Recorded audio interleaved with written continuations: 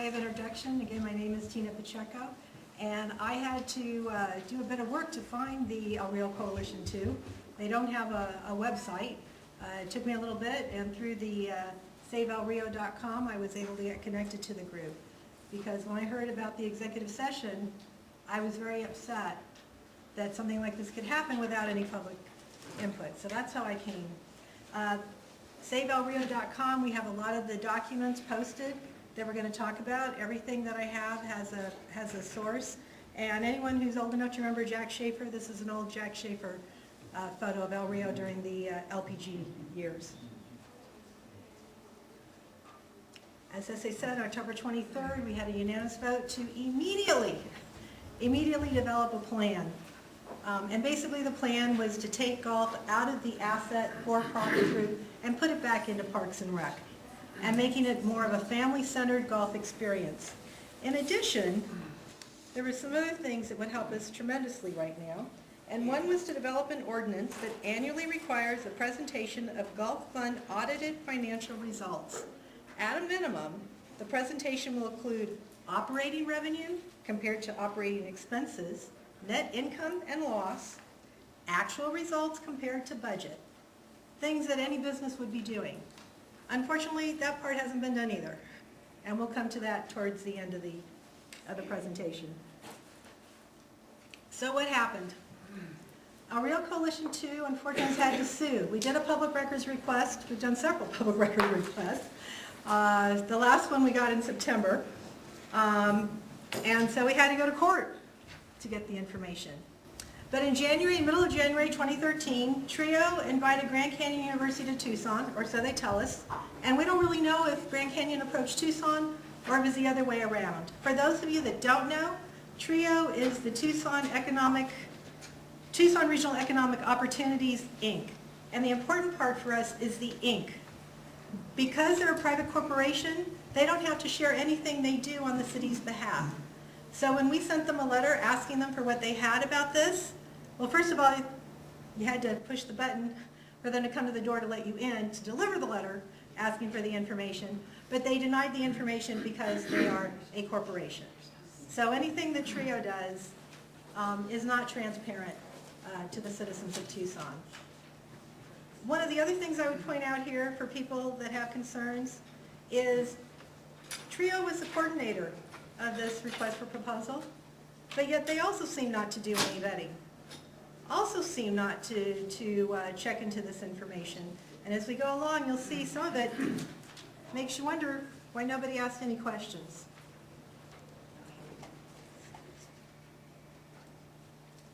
On February 18th, about a month later, unbeknownst to all Tucsonans, the city manager offered El Rio as the city's proposed site for Grand Canyon, citing it as prime real estate with mature landscaping and all the infrastructure there.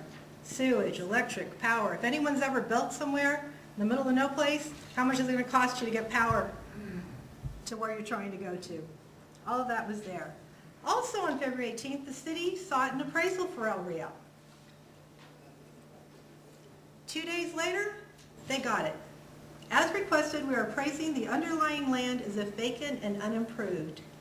Now, you can argue whether that's an appropriate appraisal to be made. We already know what the landscaping's worth, but at the very least, it's inaccurate because all of the infrastructure is there. You're within a mile of interstate, and nowhere else are you going to find 100 acres. So we can debate whether it was the best possible price the city could get, but it certainly wasn't an accurate description. We asked the city manager about this when we went to trial, and here's what he had to say. Is that in a writing somewhere?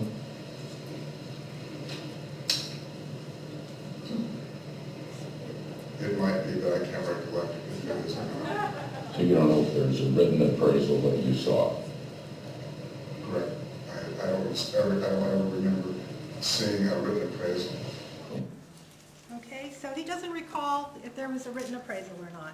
And that was done in July when we went to court. In February, again about a month later, the city manager's office calls the city council members to let them know El Rio is a possible site. They didn't tell them, I don't know, but maybe they did tell them it was the only site for Grand Canyon, and that it would be a step-by-step process. And between that time frame and April 1st, there were a lot of emails back and forth about going to chapel and how many students and all kinds of questions. But on April 1st, also known as April Fool's Day, the city set up a conference with the construction manager at Grand Canyon, their general contractor, and we have him here. From everything you can find, an outstanding man named Butch Gillespie, who's done work for Grand Canyon for over a decade.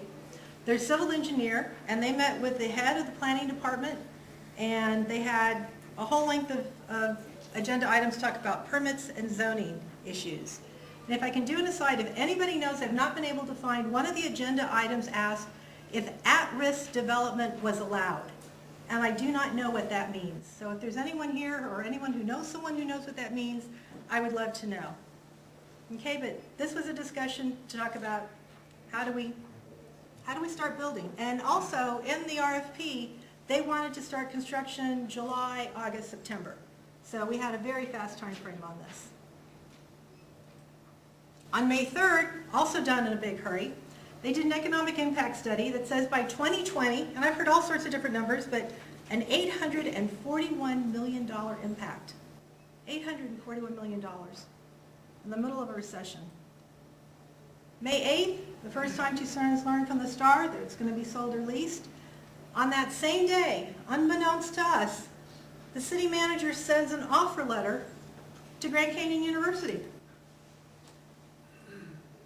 We understand, and these are all posted on our site, saveelrio.com.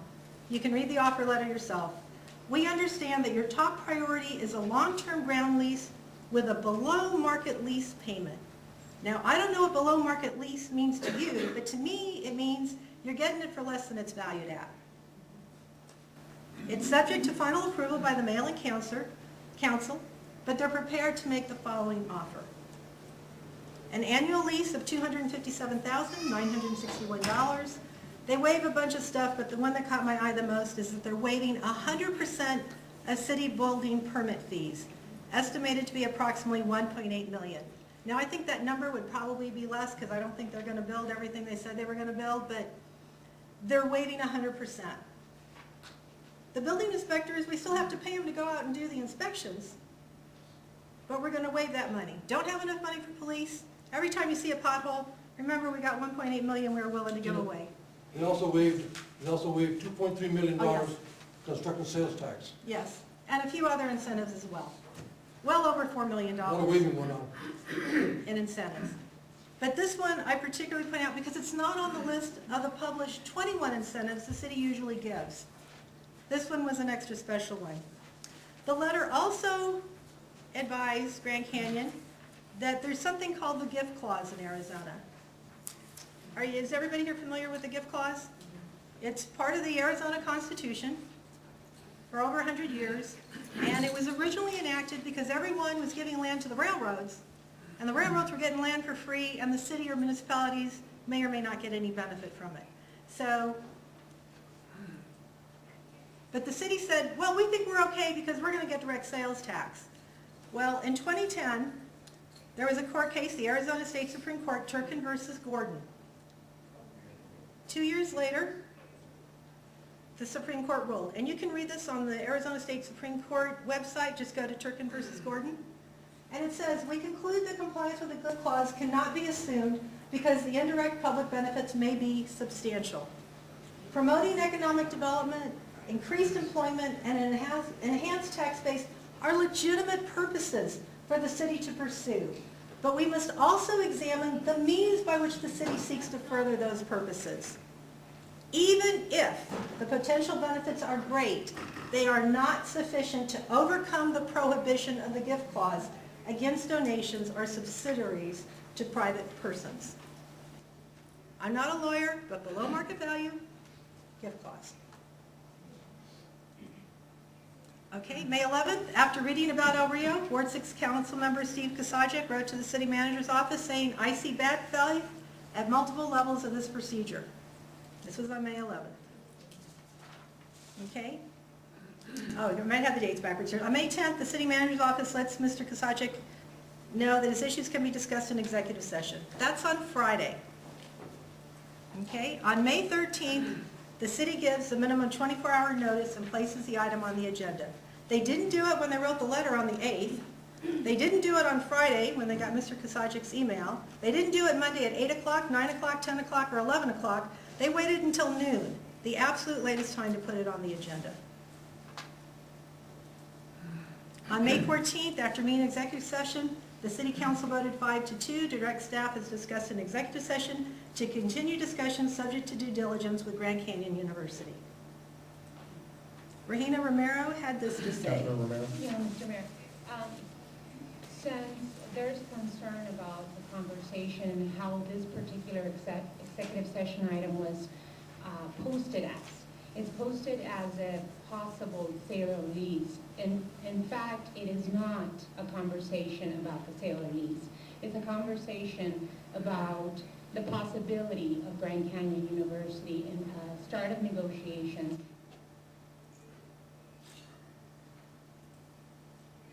Okay, and one thing I'd like to say at this point, before I go into the pitch, is that just last month, we finally received from the city officials the request for proposal that Grand Canyon submitted to them. And our original request for proposal was done in May. So June, July, August, September, 4 months. But they also did a proposal for, the cities in the East Valley, up in Phoenix. And that was public knowledge in the Republic in December. Their process was completely open. There was no secret. There was no project study. Oh, we can't talk about this. And when we did have stories appear in the Star, it was only after Grand Canyon made a public statement to their shareholders and to the Wall Street analysts. All on public record. And the pitch that we got, Grand Canyon is good, El Rio is bad. Part of that pitch said that in the next 6 years, between 2014 and 2020, and I've heard various numbers, 6,000 students, 7,000 students, somewhere in that range. Where are these students coming from? Because you need the students to get analysis, which we posted on the website, you can go read it yourself. It says that 20% of the jobs are going to be outside of Tucson. Well, where are they going to be? They're going to be in Phoenix. It's a perfect business model. It makes perfect sense. There's nothing wrong with it. They're not going to duplicate IT. They're not going to duplicate admissions. All of those high-paying jobs stay in Phoenix. So even though you hear people saying, oh, 1,000 jobs, there are never, ever 1,000 jobs. At the most, maybe 800. But where are these students coming from? Okay, I did not have the top numbers of the employees. And what you see there, 250, 200, what Grand Canyon said publicly and what the economics on Christian high school grads. We got that on the public records dump in August. In Tucson in 2013, there were 426 Christian high school graduates. 300 of those are from South Point. In Phoenix, by contrast, there's almost double that, 1,000. In all of Pima County, not just Tucson, but all of Pima County, and this data is available from the State Department of Education, you can get it by county, by school, by district, there were 8,120 graduates. Now in Phoenix, in Maricopa County, they had 38,000. It's really easy to see how Grand Canyon could grow their student body by 1,000. Okay? Now tell me, how are they going to do it in Tucson? I do marketing studies. I look at demographic information. This is 1,000, 1,000, 1,000, 1,000. That's very wishful thinking. Where are your demographic numbers to back this up? And if you don't have the number of students, you don't have dorms, and you do not have the number of employees. And I can also tell you, although I didn't put it on this slide, you don't have 60,000 a year jobs. Their faculty up in Phoenix, on average, gets paid $55,000. Half of the faculty works part-time. So, yes, adjuncts. Anybody here ever been an adjunct? How much do adjuncts get paid? But it's still a job. It's still one of those 800 jobs. And somehow it's going to average 60,000. Wrong location. That's my only objection. Wrong location. But my question was, why do they need 100 acres? The University of Arizona is a little over 200 acres. Why do they need 100 acres? And I started finding out more information. It just doesn't make sense. But no, TREO didn't ask any questions. City staff didn't ask any questions. It's just great. Oh, 1,000 jobs, $60,000 here. Let's see if this goes. Did, at any point in this process, did the city do any independent examination of how many jobs might be involved? Objection, relevance. So Mr. Casalemas didn't get to answer the question. But I can tell you in fairness to him, he said, well, we went up and we saw the campus. They're going to duplicate the same thing here in Tucson. We saw the campus. And you know what? If they don't deliver on the jobs, we have clawbacks. So we don't give them the incentives that we said we were going to give them. Okay, how do you claw back the land? How do you get El Rio Golf Course back? How do you replant the trees? I don't know. I don't know. Also in the impact statement that was done, and again, in fairness to the person doing it, it was very hurried up, it was very rushed. There's a lot of questions about the numbers. If anyone's interested, I'd be more than happy to talk to you afterwards. But if you see this tall number in the middle here, student spending, nowhere, as Grand Canyon said, they're bringing students from somewhere else. These are students who would either go to Pima College or go to the University of Arizona. And there's nothing wrong with another university coming in and being an extra choice. There's nothing wrong with that. But you cannot claim economic development impact. They're already here. That's half of it. Okay? The other part, construction could create an economic impact of $283.6 million in Tucson, along with supporting about 2,400 jobs. And that's where they do the exponential effect. You know, if I have a job and I spend $5, I give somebody else a job who has to give somebody else a job. Mr. Gillespie is a Phoenix contractor. Is anybody in this room? Contractors generally take, and this is standard, 15 to 20% off the top to get their profit and to pay for their supervisor. 15 to 20% of that economic development, just like 20% of any jobs, that money's going to Phoenix. That $1.8 million in construction benefits and permits you gave them, 20% of that benefit's going to be not enjoyed by us, but enjoyed by Phoenix. Also, generally speaking, and we don't know what Mr. Gillespie would have done, but generally contractors work with subcontractors that they're comfortable with, that they've worked with before. In this economy, how many of those subcontractors would have driven down from Phoenix? I'm sure we would have got some drywalling jobs, some manual labor jobs, but this $28.36 million, how much do you think that's going to Phoenix?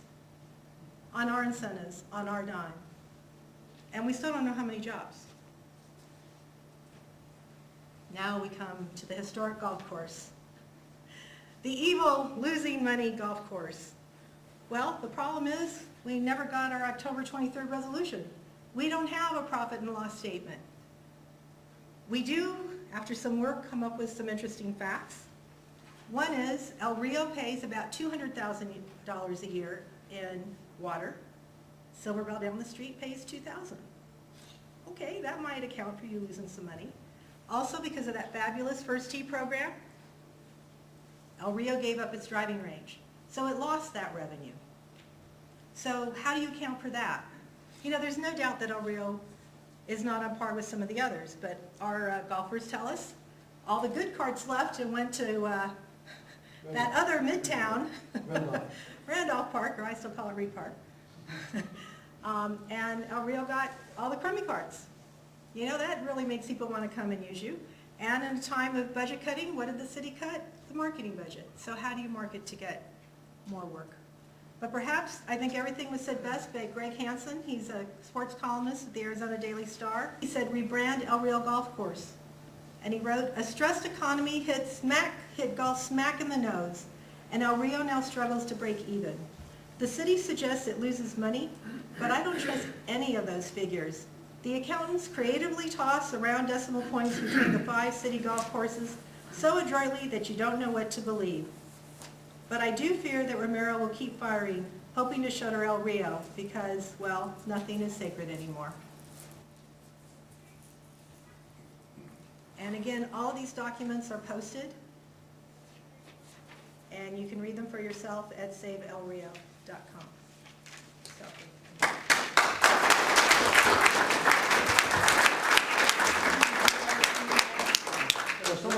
some of the stuff is also in the paper you all got. Some of it's in there. Sites references, and some of those also are, I posted a few things in my presentation about the dream. The letter, the proposal letter is also there, so you can see some there. Scott? Just one other thing, that was a great presentation and covered a lot of points. One other little point that I just want to make of the documents that we found is, part of the deal with GCU is if they came in and they got the land, they said that they were going to build dormitories. And the dorms, according to the city documents, they were going to impose a rental tax. Now, the city council has never voted on a rental tax. I don't even think it's legal to have a rental tax for one section of town and not the whole part of town. But it's another one of those things where the selling of El Rio Golf Course was never something done in the open. These are policy decisions that are being made by the city council in the back room somewhere. And that's a real serious problem with dealing with the city and trying to trust the city when they're doing stuff in the back. And when the public documents, which we have, any citizen has a legal right to, we have to sue to get public documents. They're clearly in violation of the state gift clause. I mean, do you expect, Horn to do it? I mean, he's got a $500,000 of legal campaign contributions going on. You're not going to get justice from the Justice Department. So we have to create the kind of pressure to hopefully shame the council into doing the right thing. That's all I say. Well, glad you mentioned the dorms. See, we've got so much information. We can't put it all in this presentation. But the dorm fees is, we have three sources. GCU, the actual CEO of GCU told its investors in New York, Wall Street, that they were not going to have dorms here. Then the VP of GCU told the Arizona Daily Star in February that there will be no dorms here. But yet in the city letter that Richard Miranda wrote to GCU, he says we're going to impose a 2% dorm fee on non-existent dorms. That makes sense. And that's because I think that they never thought that we would ever see this stuff. But how can you impose a 2% dorm fee on dorms that do not exist? It just doesn't make any sense.